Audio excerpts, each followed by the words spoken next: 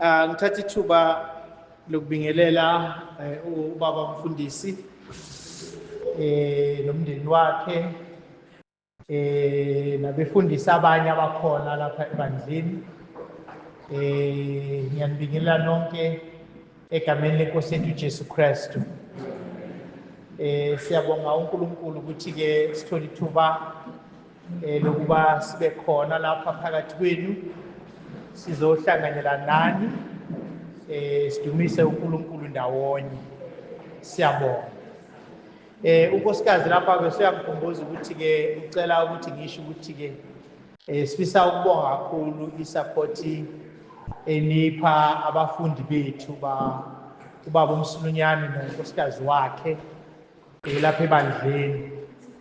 Siyazi ubaba uBhinyoni uhlezi abathatha abaletha lapha esontweni aphinde abaphindisele emva. Nokuningi esizabe sitshela khona ukuthi-ke niyabasapota, ngakho sizwakalisa ukubonga kakhulu. Amen. Okunye futhi sifisa ukubonga kakhulu bazalwane, omunye wabafowethu lapha uke wangibhalela imessage wathi soba sinomkhuleko ebandleni, singajabula ukuthi-ke nisitshele ukuthi kuphi nje enithanda ukuthi-ke sinisapothe ngakho. Sabe saveza isithombe se-toilet esizoba silisebenzisa ngo-Good Friday.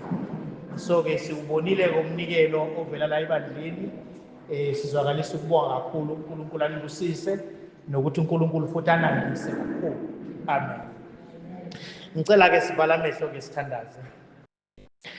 Baba othandekayo, siyajabula ukuba nethuba elihle lokuba khona la ekhaya, kubona abantwana bakho, izimvu zakho, uNkulunkulu wethu ongcwele oyithandayo, abantu obathandayo, obacabangela izinto ezinhle.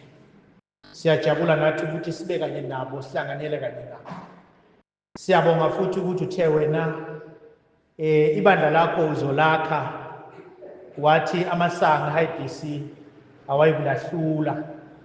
Siyakubonga-ke baba othandekayo ukuthi lokho kuyenzeka kule ndawo. Siyacela ukuthi-ke izwi lakho salifunda ngempela lithinta inhliziyo yethu, lisinyakazise ukuze ekugcineni sibe lokho othanda Nkosi ukusibona sikhona khona. Sikhulekela umfundisi Mambi, sikhulekela abazalwane bonke abakhona la ebandleni. Siyabathandazela abanye sizwile beshiya izinto ezibakhathazayo nezibahluphayo emakhaya. Siyabonga ukuthi-ke wena ukhona ukubanakekela nokubenzela umusa ngegama likaJesu. Amen. Ngiyambonga uNkulunkulu bazalwane. La ebandleni mina ngafika ngisengumfana omncane, ngisafunda lapha esifundweni seBhayibheli. Amen. So ngiyambonga uNkulunkulu ukuthi kuze kube manje ukanye nami nomndeni wami. Ngiyambonga uNkulunkulu kakhulu. Ziningi izinto esihlangabezana nazo ekuphileni, kodwa-ke uNkulunkulu uma thi singabanqobi, we are more than conquerors. Ngempela uqinisile umusho njalo. Amen. Siyambonga uNkulunkulu kakhulu. Bazalwane, ngaphambi kokuchitha isikhathi-ke ngiyafisa ukuthi sifunde izwi likaNkulunkulu encwadini kaMateyu chapter 9. Siyofunda nje uverse 35 sigcine kuverse 39, bese futhi sifunda uJohane 20 uverse 21. Ilama verse nje engifisa ukuthi-ke siwafunde bese sithandazela kuwona, sicabange ngawo sisawafundile. Amen. Okunye bazalwane lapha engifuna ukukusho, ngiyakholwa ukuthi iphimbo lami liyezwakala kahle. Amen. Ngifisa ukusho ukuthi bazalwane, uNkulunkulu unguNkulunkulu wothando. Amen. uNkulunkulu unguNkulunkulu wothando. Abafunda ngezimilo zakhe noma ama-characters akhe, siyathola ukuthi esinye seyimilo zikaNkulunkulu ukuthi abantu uyabathanda. Haleluya. ngiyakholwa ukuthi ke nebandla likhona nje ukusabalalisa lolu thando lukaNkulunkulu ebantwini. Haleluya. Ibandla likaNkulunkulu likhona ngenxa yalesi sizathu. Futhi ke uma ngicabanga ngothando lukaNkulunkulu ngicabanga ngabo Adam. Siyakhumbula ukuthi uAdam uNkulunkulu wababeka ensimini wathi ke abahlala ensimini wabe sobanikeza umthetho ukuthi ke bangajabula nje badle zonke izithelo kodwa ke bangadli kulesi sithelo. Uma sebadlile bazofa nokufa. Izwi likaNkulunkulu ke lapho uma ngibuka uthando lukaNkulunkulu olumangalisayo nolukhulu kakhulu. Lithi iBhayibheli bakhohliseka badla kulesi sihlahla kwakuthiwa bangasidli noma lesi sithelo kwakuthiwa bangasidli. uNkulunkulu esifundeni sokuthi bafe babulale. Lithi iBhayibheli wabulala isilwane. Amen. Wabulala isilwane wabembathisa ingubo esikhundleni sokuthi kufe bona wafa isilwane. Haleluya. Okukhombisa ukuthi uNkulunkulu uyabathanda abantu. Haleluya. Noma bayizona incwadi yabaseRoma 8 chapter 5 verse 8 uNkulunkulu ubonakalisa ukuthi uyasithanda sathi siyizoni waletha indodana yakhe ukuba izofa ifele thina. Haleluya. Leli gama lokuthi uyasithanda lapha akasithandanga ngoba senza izinto ezinhle, izinto ezimjabulisayo. uJesu umlethe siyizoni, uJesu umlethe siyibabi, uJesu umlethe senze okubi. Wamletha nje uJesu sinjalo ukuba azoshintsha impilo yethu ibe ngcono. Haleluya. So ke bazalwane ngifisa ukuthi nje namhlanje uNkulunkulu uyasithanda kakhulu. Nathi njengoba esithanda ufuna ukuthi lolu thando lwakhe siludlulisele phambili. Haleluya. Lungagcini kuthina, lungasali lapha kuthina kodwa abanye abantu sibanikeze lolu thando, sibadlulisele lolu thando lukaNkulunkulu abathanda ngalo. Ngiyocela ke sifunde lamavesi ke sengiwashilo ngithe sifunde incwadi Matthew 9 verse 39 kuya ku verse 35 kuya ku verse 38, bese sifunda uJohane 20 verse 21. Ngiyocela ke asifundele osifundelayo. uJesu wayehamba imizi yonke nemizana efundisa emasinagogeni wayelivangeli lomusa ekhulumisa izifo zonke nokugula konke. Ekebona isifuba wabanesibindi ngaso ukuba zazikhathazekile njengezifo ezingenamelusi. Wayesethini kubafundi bakhe ukuvuna kakhulu kodwa izisebenzi zincintisana. Ngakho-ke ngizani enkosini yokuvuna ukuba ithume izisebenzi ziye ekuvuneni kwayo. John 20 verse 21.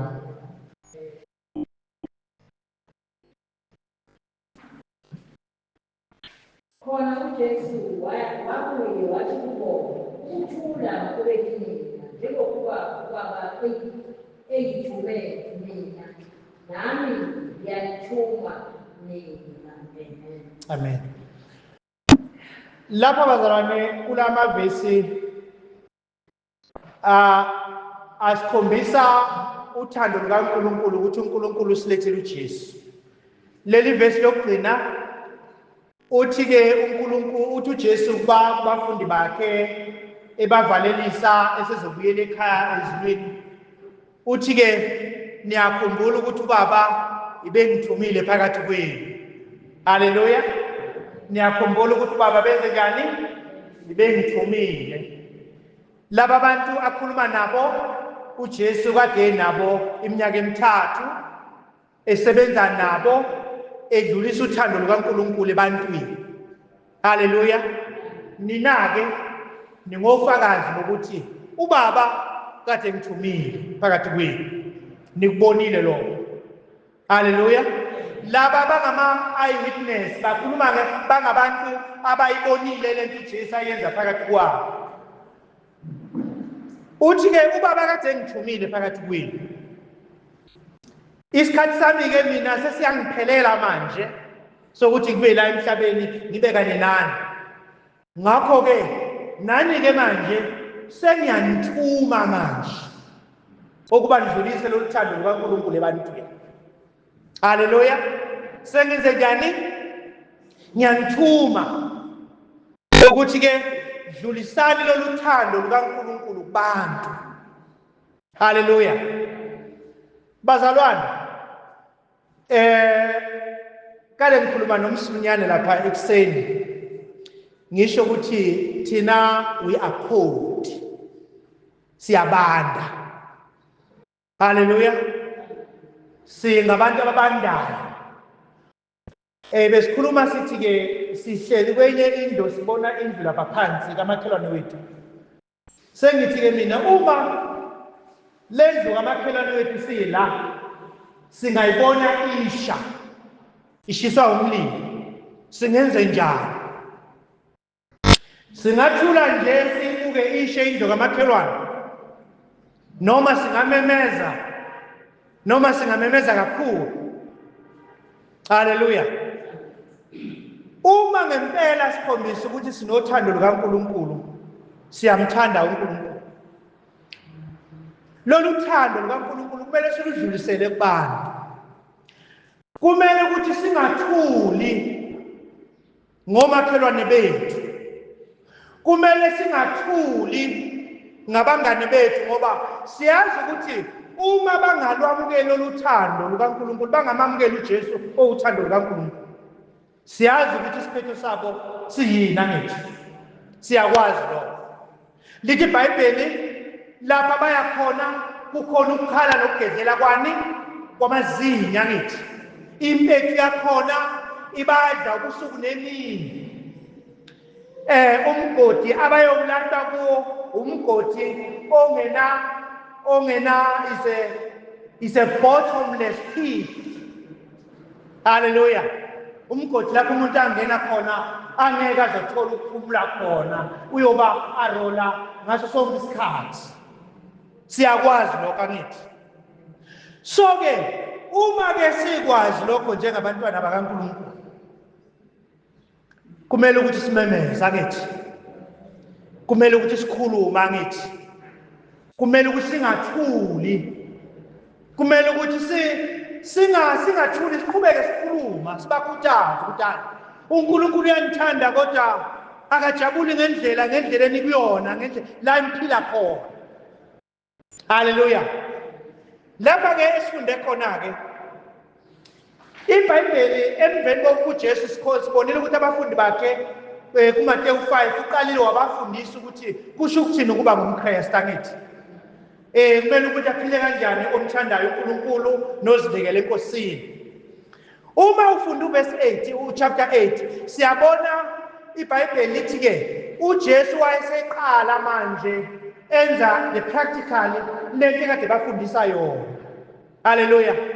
iBhayibheli sithola ukuthi lithi iBhayibheli lapha enye into engiyithandayo uJesu ekhombisa uthando kaNkulunkulu. Lithi iBhayibheli kwaba nendoda eyayigula, yathi le ndoda, Nkosi unguthanda nihlambulule. Inoqhoka kithi. Ngokujwayelekile abantu abanoqhoko babengathintwa ngezandla, wangasondela eduze kwabo ngoba babenesifo esibi esikwazi ukudlulela komunye umuntu. Kodwa uJesu lithi iBhayibheli le ndoda wayithinta ngesandla, wathi ngiyathanda hlambuluka, ekhombisa uthando lukaNkulunkulu kule ndoda, ekhombisa ukuthi njengakhombisa abafundi ukuthi thina sifanele ukusibathanda abantu. Haleluya. Siludlulise lothando lukaNkulunkulu. iBhayibheli wayithinta ngesandla. Uma seyithinte ngesandla wathi ngiyathanda hlambuluka, phila. Haleluya. Uthando olumangalisayo lona. Lali abaJuda babengakwenzi lokho, kodwa yena wayeveza ukuthi unguNkulunkulu. Abantu babalulekile bayizidalwa zikaNkulunkulu. Haleluya. Lapha ke sifunda khona ku-chapter 9. Uma uJesu efika, lithi iBhayibheli waye engena umuzi nomuzi ekhuluma eshumayela. Wayengahlezi phansi. Wayazi ukuthi une-assignment okumele ayenze njengoba esemhlabeni. Lithi iBhayibheli wayengena umuzi nomuzi ashumayele, aya lapha abantu bekhona khona. Haleluya. Uthando lwalumsondeza lapha abantu bekhona khona, batholakala khona, esondele khona, ekhulume nabo. Haleluya. Lithi iBhayibheli wayeshumayela phakathi kwabo, angene emasinagogeni abo, eshumayela izwi likaNkulunkulu. Haleluya. Edlulisa uthando lukaNkulunkulu ukuthi abantu bayathandwa uNkulunkulu. Lithi iBhayibheli bazalwane, uJesu mekhuluma yena uyazishiya izimvu eziwu-99 ngenxa eyodwa elahlekile. Angithi uthando lukaNkulunkulu lo. Uyabathanda abantu uNkulunkulu. Abantu uNkulunkulu bayathandeka kuyena. Wathi omunye eyikhulumela nje, wathi ezulwini yonke into ikhona, kodwa into eshodayo umuntu uNkulunkulu amthandayo. Haleluya. Ezulwini inkinga yemali ayikho. Ezulwini inkinga eziningi ekhona zikho, kodwa uNkulunkulu into ayilambele nayifisayo ukuthi azuze umphefumulo, azuze umuntu.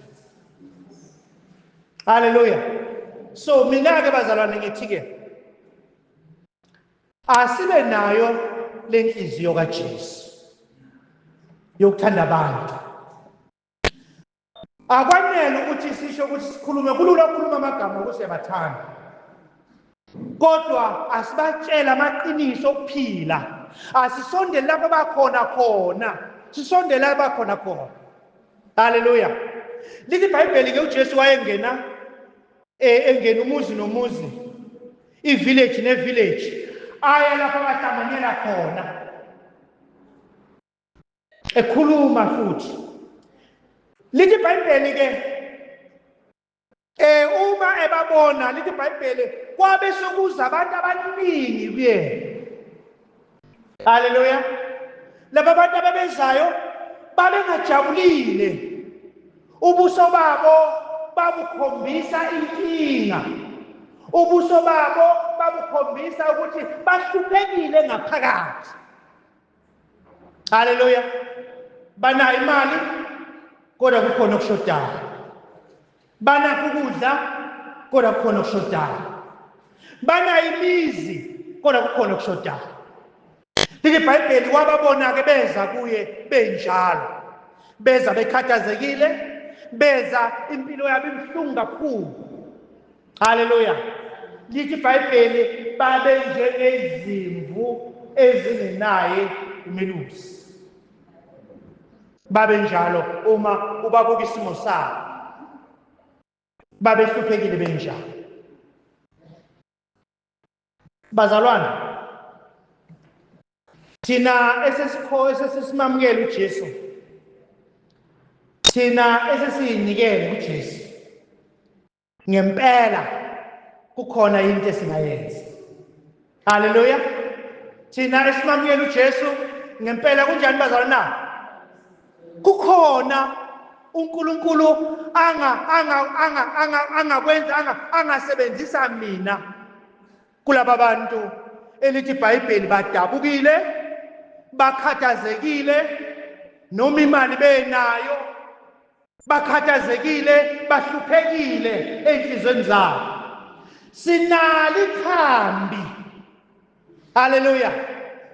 Sinani bazalwane? Sinekhambi. Kukhona into esingayiletha kulaba bantu, kukhona into esingayisho kulaba bantu. Omunye owayesixoxela uthi kwakukhona umshumayeli, lo mshumayeli ngelilanga wathi nje eshumayela noma esendaweni ethize ethandaza, wathi uNkulunkulu hamba uye ehlathini hamba kulela hlathi. Lo mshumayeli ke wathi uNkulunkulu hamba uyoshumayela kulela hlathi. Umshumayeli waqale wakhathazeka ukuthi hawu ngizwe ngaze ngiye ehlathini kwenze njani ngaze ngiye ehlathini. Lo mshumayeli egcineni walalela wahamba ehlathini wafike washumayela ehlathini engaboni umuntu. Washumayela kule hlathi wayiqeda intshumayelo yakhe wathi uNkulunkulu sewungahamba nje. Uma ethatha inyathelo ephuma la ehlathini wezwa izigi noma kukhona umuntu omlandelayo. Wathi njengoba ungibona la ngiphuma kuleli hlathi bengizozibulala. I was here to hang myself. Kodwa lawa mazwi owakhulumile sayangenza manje ukuthi sengiye ekhaya manje emndenini wami. Haleluya. Bazalwane, kukhona into esiphethe. Kukhona into esinayo. Kukhona into uNkulunkulu asiphathise yona. Noma ngabe umncane, noma ngabe ukhulile, kodwa njengomntwana kaNkulunkulu kukhona into lapha ezandleni zakho. Haleluya. Kukhona into enjani bazana na? Elawo iphethe.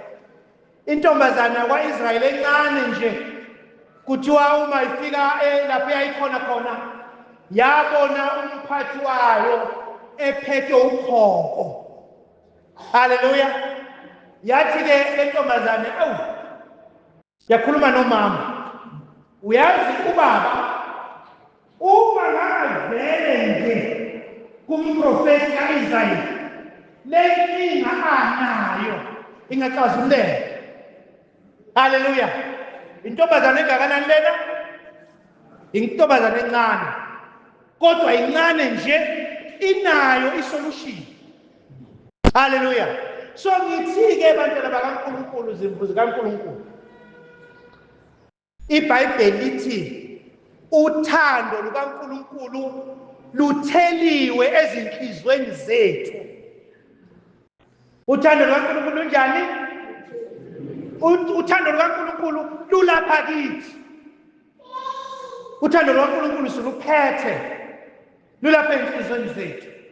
Njengoba senhlizweni zethu ke kungumsebenzi wethu ukuhambisa laphaya nalaphaya nalaphaya nalaphaya ngoba lapha kuthi uNkulunkulu abantu bakhe uyabathanda. Haleluya. So elinye iphutha esilenzile kube sengazathi abantu kumele bakhulume ngoJesu abantu abathize ebandleni. Haleluya. Abantu kumele bafakaze ngabantu abathize ebandleni. Abantu kumele bashumayele ngabantu abathize ebandleni. iBhayibheli uthando lukaNkulunkulu lulapha kithi. Lulapha kuthini? Lulapha kini. Lulapha kuwe. Wena okwakho nje ukuthi ukhulume. Uye lapho uNkulunkulu athi khuluma khona. Ngeke batshele bonke. Kodwa bakhona labo okufanele bafike ezulwini bafike ngenxa yesandla sakho. Haleluya. Leli iBhayibheli ke babekhathezekile ke njengezimvu ezingenamelusi. Babekhathezekile ke babe njalo uma beza kuJesu. uJesu ke lithi iBhayibheli uma babuka ke abona isimo sabo, abona indlela yabo. Lithi iBhayibheli wathinteka emoyeni, wathinteka enhlizweni, wathinteka uJesu. Bazalwane, angazi noma kithine noma kimi ukuthinteka kukhona yini. Kodwa njengabantwana bakaNkulunkulu kumele sithinteke ngabafowethu. Haleluya. Kumele senze njani? Sithinteke. Sinyakaziseke nje. Sithinteke enhlizweni zethu. Haleluya. Kunevesi elitholakala elithi uma omunye wenu enemfuyo noma enakho konke bese ebona omunye nje ongenalutho athi hamba mfowethu kuzolunga. Singabe siyaluveza yini lothando lukaNkulunkulu? Mina nginakho, nginoJesu enhliziyweni. Nangu makhelwane wami akanayo uJesu. Nangu umhlobo wami akanayo uJesu. Ngenzani? Kwanele yini ukuthi ngithule nje ngibuke ebulenzi? Lithi iBhayibheli uma sikhombisa uthando, kumele senze okuthize kulo okukhombisa uthando lukabantu abangaka lukaNkulunkulu. Haleluya. Lo thando lukaNkulunkulu kumele uthi uJesu ke bazalwane sengiya ngasemaphethelweni. uJesu lithi iBhayibheli wabe sekuphendukela kubafundi bakhe ebabonisa laba bantu abakulesi simo. Uthi awubheka abantu ukuthi how ready they are. Awubabeke yobobuke nje ukuthi ke sebalungele kangakanani ukuthi bakholwe, sebalungele kangakanani ukuthi bamamukele uNkulunkulu. Kodwa inkinga ekhona, izisebenzi azikho noma izisebenzi zincane ukuba zidlulise le ndaba, zidlulise kulaba bantu. Haleluya. Bona they are ready, bona sebangamamukela uJesu, sebalungela ukuthi bangavunwa befakwe embusweni kaNkulunkulu. Kodwa ke bancane abantu abazimisele ukwenza lo msebenzi. Haleluya. Bangakanani abantu bazana? Bancane. Sibaningi siyamthanda uJesu, sibaningi si-enjoya ukuthi sisindisiwe, sibaningi sijabulela amathuba nobumnandi bensindiso, kodwa sibancane esiya kulabo abadingayo. Haleluya. uNkulunkulu kakasenzela umusa bazalwane. Uthi uJesu ke thandazani ukuba ke inkosi yokuvuna ithume izisebenzi. Haleluya. Thandazani. Ukhuluma nabafundi bakhe. Niyababona manje sima bakusona. Thandazani ukuba inkosi yokuvuna ithumele izisebenzi ziye kulaba bantu, ngoba laba bantu they are ready. Haleluya. Laba bantu sebalungele ukwamukela uJesu. Laba bantu sebalungele. Laba bantu sebalungele ukuyamukela insindiso. Laba bantu sebalungele ukuthi uJesu bamthathe bamfake enhlizweni zabo. Kodwa akukho umuntu osondela kubona. Haleluya. Akukho umuntu oletha umlayezo kubona. Haleluya. Bazalwane, uNkulunkulu uthembethi. Haleluya. uNkulunkulu uthembe ubani? Yes, uNkulunkulu uthembethi. Kwesikhathi kuyenzeka ebandleni ezweni likaNkulunkulu baningi esifunda ngabo ababezibona sengathi bona ngeke benze lutho. Kuyenzeka lokhu. Mina ngisindisiwe kodwa angiboni ukuthi ke ngingamfakazela yini umuntu amukele uJesu. Ngikhona ebandleni kodwa angiboni ukuthi kukhona engakwenza, ikhazi engalenza embusweni kaNkulunkulu. uGideon uma khuluma uNkulunkulu ekhuluma naye ukuthi wena uIsrael ungamsindisa, uthi hayi mina thina emndenini wakithi singabantu abancane nje kakhulu. We are very small in our family. Haleluya. Ngeke ngikhona. uJeremiya uma uNkulunkulu ekhuluma naye athi Jeremiya, athi wena Jeremiya ngingakusebenzisa kulesi sizwe. Uthi uJeremiya mina Nkosi ngingomncane kakhulu. I'm still young. Haleluya. Sinezinto esizikhulumayo uma uNkulunkulu ekhuluma nathi. Sinezinto esizishoyo uma uNkulunkulu ekhuluma kithi. Haleluya. Kodwa iqiniso bazalwane, uthando lukaNkulunkulu lapha kuthina. Haleluya. Uthando lukaNkulunkulu kubani bazalwane? lolapha lithi iBhayibheli lutheliwe. Akufakwanga nje into encane kodwa lunjani? Theliwe enhliziyweni zethu. Kusho ukuthi le nto engiyiphethe ingamsiza umakhelwane wami. Le nto engiyiphethe ingaluletha ushintsho ebandleni. Haleluya. Le nto engiyiphethe ingawenza umehluko kulo mphakathi engikuwo. Le nto engiyiphethe. Asukumeni njengezimvu zikaNkulunkulu. Uthembe thina. Uyazi bazalwane, incwadi kaMateyu nekaLuka nekaMarku nekaJohane nencwadi yezenzo.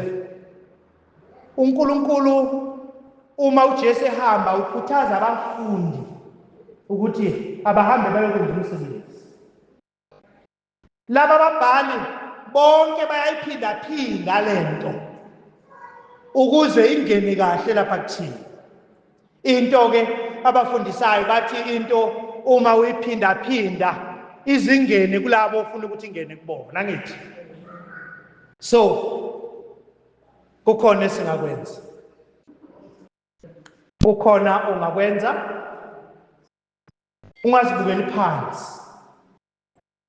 Ungaletha ushintsho la ebandleni. Ungawenza umehluko emphakathini ophila khona. Lawa amandla uNkulunkulu lapha kuwe. Haleluya. uNkulunkulu uthembe wena. uNkulunkulu uthembele kuwena ukuthi ungawenza umehluko njengomntwana kaNkulunkulu. Uthi kuJesu khulekani ke ukuba inkosi yokuvuna ithumise lezi. Kungenzeka ungomunye walabo uNkulunkulu akhuluma nawe. Haleluya. Ungasukuma njengoba abafundi bakaJesu basukuma benza umsebenzi kaNkulunkulu ababizele wona. Njengoba ubaba kade engithumile, mina sengithuma nina. Njengoba ubaba ningibonile ngikhona, ngihamba nani, abagulayo besizakala, abanye abalambile bathola usizo, abanezinkinga balekelelwe izinkinga ababhekene nazo. Lo msebenzi mina sengihamba kodwa sengiwushiya ezandleni zenu. Haleluya. Ngiyocela ubaba uMambi eze ngaphambili azosithandazela.